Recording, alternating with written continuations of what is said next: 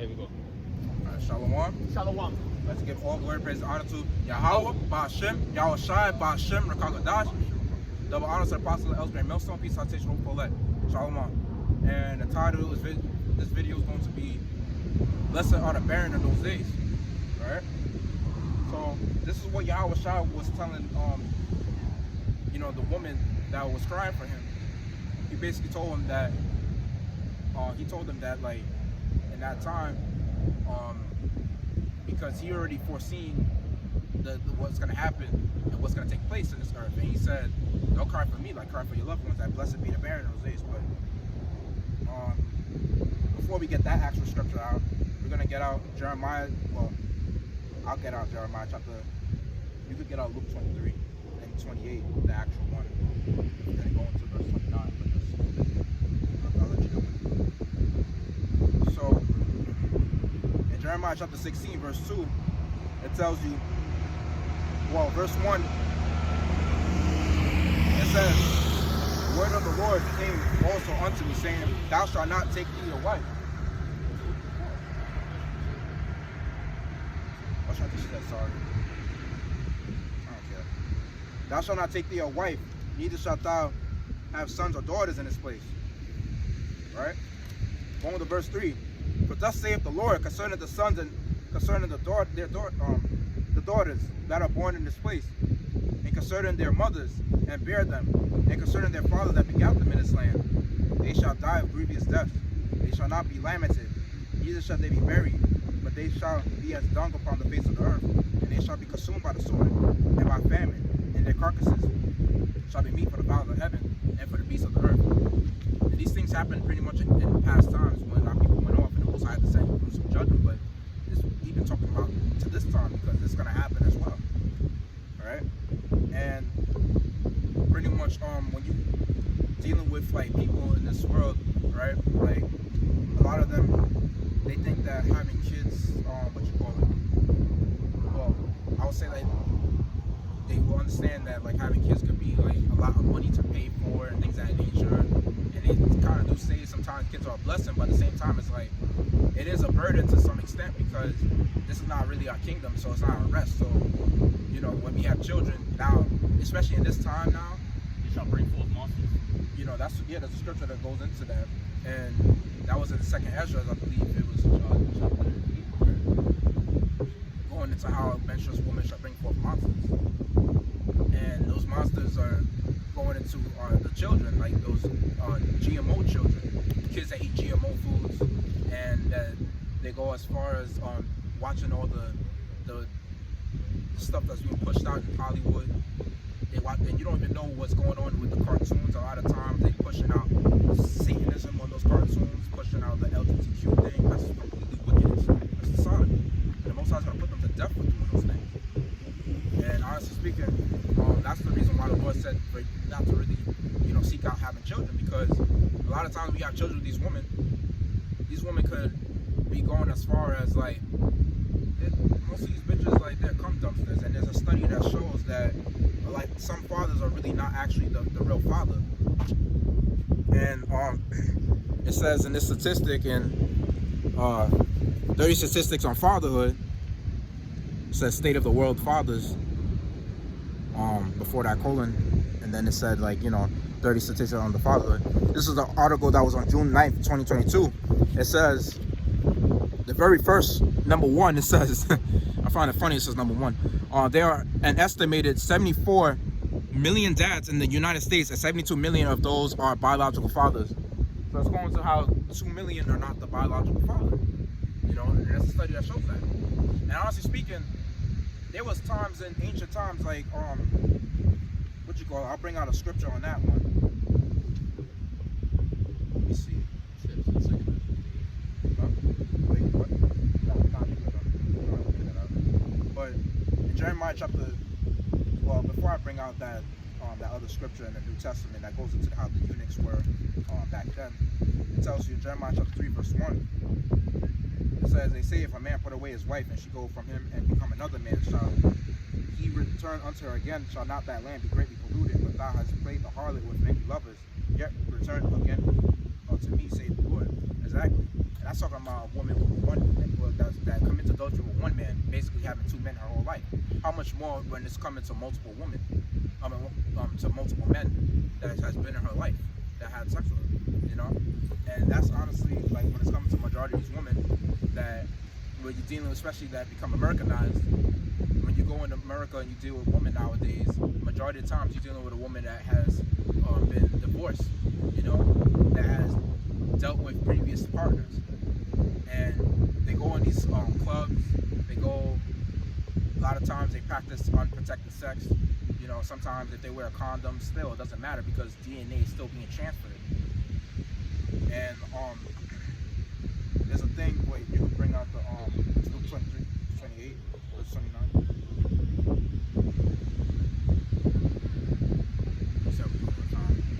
Like 6, 7, 8 minutes. 5. Oh, like, Probably 6. this is Luke chapter 28, 23 and 28, right? 23 and 28, yeah. Come on, it reads. Oh, come on. It says.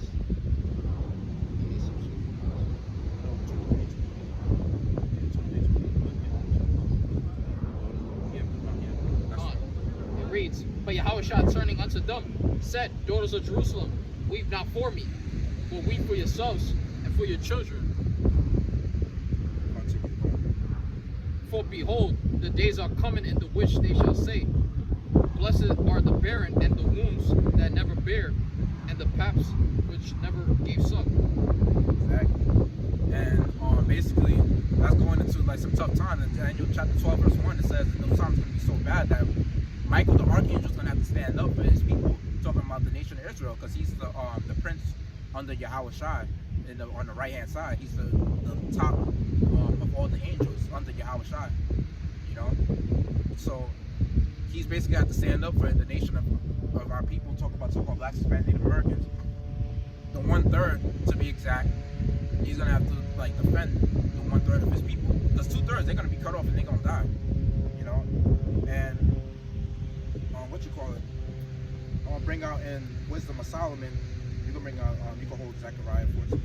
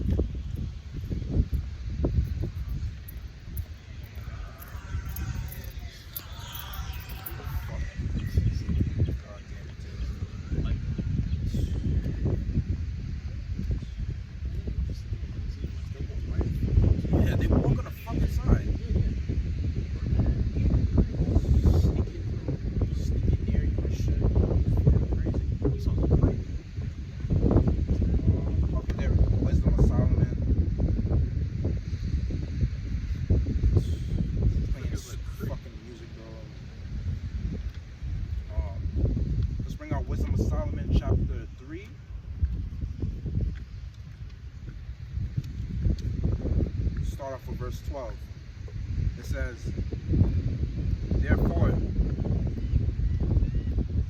let us lie and wait for the righteous, because he is not for our turn, and he is clean contrary to our doings. Wait. Oh wait, no. Verse. Oh, fuck it. This is verse 12. Yeah. Chapter 3, verse 12, it says, their wives are foolish, and their children wicked. Their offspring is cursed. Therefore, blessed is the barren that is undefiled, which have not known the sinful bed. She shall have fruit in the visitation of souls. And blessed is the eunuch, which with his hands have wrought no iniquity, nor imagined wicked things against Yahweh. For unto him shall be given the special gift of faith and an inheritance in the temple of the Lord, more acceptable to his mind. Exactly, going into how when it's coming to, you know, that scripture is going into how, like, you know, basically it's a blessed thing to not have children, especially nowadays. And honestly speaking, majority of the time when you have children, a lot of the children that are raised without a father in their life, and sometimes like the father don't even know if that's his actual kid. That's why you have to. That's pretty much why. Let's be serious. But that's pretty much why you have to get like a paternity test before you have children. You know, that's the smartest thing to do. Is always make sure you get a paternity test. Don't give a damn what the bitch says, because she could be out there basically getting popped by other men while you have impregnated her and blasted your seed in her. She could be out there getting other men blasting her seed in her too. And there's a study that goes into how like that's why scriptures say that the wives are foolish, because scriptures promise that in Amos 7th chapter that your wife shall be what? A harlot in the city. So what? The scripture tells you he that is married, but he that is married care for the things of the world. Exactly. So, and there's a saying that even Lil Wayne and Too Short said that these hoes, bitches come a dime a dozen, showing you that how none of them are actually valuable, that they're just ordinary. Basically being a hoe is like, you've been fucked by what? By Tom, Dick, and Harry? Like, but there's plenty of fish in the sea, right? No. These women are disgusting and they're filthy. Yeah, let's see how that time is doing. 11, we're at 11. So, alright, and then Wisdom of Solomon chapter 3 verse 11 says, for whoso despises wisdom and nurture, he is miserable, and their hope is vain, their labor is unfruitful, and their works unprofitable. Exactly. Because at the end of the day, like Haggai 1 and 6 and Baruch chapter 3, how it goes into how you're always going to be subject to payments, right? You're going to be subject to that child support. Sometimes you got men that actually paying child support for kids that's not even theirs. You know? That's a fucked up thing. Some men are even paying child support for kids that's not even theirs, that don't belong to them. And the child support system is so corrupt that they revoke your license. They go as far as fucking with your they fuck with a lot of shit that's in your life. They could probably even take away your house from you. But there's a lot of unrighteous, things that they do to you, like a lot of draconian things that they do to you when you don't pay your child support or your alimony. And that's basically why you shouldn't really be seeking for women in this country. That's another reason why I don't blame those pastor bros who going to overseas having to deal with better women. And that's why there's men in this country that become MGTOW, because they realize that these women are all fucked up in the head. And there's a saying that Apostle Tahar mentioned, that you would know a country by its woman. And honestly speaking, I say that's true and all, but to add more to it, you know a country by the inhabitants of the mind state of the inhabitants. Because when you look at a lot of these people, a lot of them are ignorant, they're all fucked up in the head. They're just a byproduct of the GMO foods that they eat and the witchcraft that's being pushed on TV. That's basically how these people are. They're pretty much under that witchcraft. And when you look at other countries, right? You see in other countries like in the Middle East or in Africa or in Asia, like the way the government controls the social media, they go as far as not having certain things to be taught to the people, like having like a lot of people watching all these you got people in America that watch porn, people in America that watch like all type of like wicked basically things that's polluting their minds. And basically that's the reason why a lot of these people are fucked up in the head, and the food that they eat into. Yeah, and then you got like certain Jays, they love to see violence and crime and all this stuff. Yeah. And they're into that shit. And what you call it? In Matthew chapter 19, verse 12, it says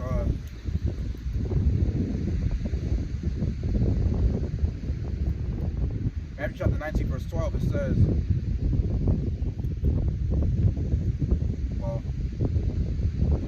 well, verse 11 is, but he said unto them, all men cannot receive the same, save deed to him who is given. For there are some eunuchs which were so born from their mother's womb. Going into how some people have a mutation or so that, that where they look so hideous they can't get laid, things of that nature. They can't, a lot of times, or, they got some eunuchs that are born with those conditions, right? And some people were born barren. Like Sarah was born barren, where she didn't have children, but she couldn't have children, but she prayed to the Lord to basically be able to have children. And it says, and there are some eunuchs which were made eunuchs of men, right? Because back in ancient times, that's a thing where people, they had order back then. That's why when you come into the kings, they had it to where their servants were eunuchs, like they were castrated or they had like a vasectomy, things of that nature. But mostly they were fully castrated, and they had to like basically chaperone their wives and things of that nature. Like they had to be on the lookout for the king's woman. And basically the king's servants, like they were castrated because the king didn't want their servants to potentially commit adultery, you know. So that's one thing. And that was in ancient times. And it says this: and there be eunuchs which made themselves eunuchs for the kingdom of heaven's sake. He that is able to receive it, let him receive it. Exactly, because a lot of people are gonna think when they see those scriptures, they're gonna think that making yourself a eunuch means that you have to get a vasectomy or you have to get, you know, castrated, and that's not true. What it means is being a spiritual eunuch. It's not talking about physically. Scriptures that say that anytime you mess with your and if you get a vasectomy, there's a scripture that says that any man that you know, messes with his rod or something like that, like cuts it off or castrates himself or so, that he cannot come into the congregation of the Lord if he gets castrated, or if he has a vasectomy, which is a partial castration, because you can't produce seed and your testosterone will reduce. You know, the Most High is not dealing with that. He's talking about basically giving up that fleshy lifestyle of going out, dealing with a lot of women and stuff like that, basically having sex every weekend, to giving all your strength into woman. Basically, the woman that you're supposed to mainly give your strength to is wisdom, which is Sophia, right? And that's what the ancient prophet Daniel did. That's what Paul did, and that's what even the Lord Yahweh Shai did. You know, they gave up that lifestyle of basically with women in the world, and they basically went along as far as dealing with, you know, with the Bible. You said hold the Zechariah? Wait, bring out the fitness that late. Let me see. Hold on. Let me see how we're doing on time. 3 minutes we got. So, and then they over here saying an article about how your baby got an Edomite child here, but it says your baby looks like your ex. This research is scarier than Alien. And it says if you were to spend, and this was in October 2nd, 2014, if you were to spend time in a maternity ward listening to proud parents, you would definitely hear them discussing their offspring's genetic heritage, you know. So it goes to showing you that the previous sexual partners, it even is on the Science Daily, how a previous sexual partner can influence other offsprings, other males' offspring. So they're showing like some studies going into how like telegony, basically meaning that previous partners could affect like your child, and you know, having other characteristics from previous partners that the mother had in her life, and having some of their genes potentially as well. You know, so it goes in a lot. That's why in ancient times, that's why men, you know, always wanted to have virgin women, because men had the right state of mind back then. Nowadays, a lot of these guys that have money, they don't have a kingly mind state, because a lot of them, they see all these whores and harlots getting uplifted, so they feel as though like they gotta get with one. And honestly, there's a saying that goes like, you cannot make a whore into a housewife, you know. And it's pretty much like bring out Zechariah 14. Just bring out. You got it. 14 verse 1 to 2. Come on, this is Zechariah 14 and 1.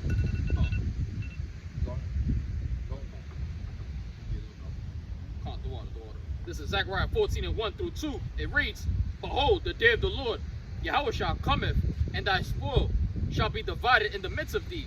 For I will gather all nations against Jerusalem to battle, and the city shall be taken, and the houses rifled, and the woman ravished, and half of the city shall go forth into captivity, and the residue of the people shall not be cut off from the city. Con. Right. That's and the point. In Isaiah chapter 13, verse 15 to 19, that's going to pretty much how, like when it's coming to, you know, having children at that time, a lot of them are going to go into, they're going to have to deal with the destruction. So, you know, because majority, scripture said that Most High don't discriminate. He's going to do pretty much Ezekiel, the 9th chapter, destroy men and women, little children as well, you know. So, because a lot of them that come back are going to pretty much have to face judgment. You're going to have a multitude getting slain out here. And then in verse Isaiah chapter 13, verse 15 to 19, it says, Everyone that is found shall be thrust through, and everyone that is joined unto them shall fall by the sword. Their children also shall be dashed to pieces before their eyes. Their houses shall be spoiled, and and their wives ravished. Behold, I will stir up the Medes against them, which shall not regard silver, and as for gold, they shall not delight in it. Their vows are basically because the money is pretty much fake and it's done for. U.S. dollar is collapsing. It's basically failing. That's why they're pretty much throwing out this currency and going with their nation's currency. That's what their plan is to do. Backing up their currency with what? With gold and silver, the actual currency. That's what other nations are doing. And it says, their bows shall also shall dash the young men to pieces. They shall have no pity on the fruit of the womb. Their eyes shall not spare children. In Babylon, the glory of the kingdoms, the beauty of the Chaldees, excellency, shall be as when Yahweh overthrew Sodom and Gomorrah. Finish that off, because it's going to be burnt with thermonuclear fire. You know? Part it's 2. Going to be burnt with that lake of fire. Like in Sodom and Gomorrah. Shalom. Yeah, this is part 2. Part 2 coming, right? Shalom.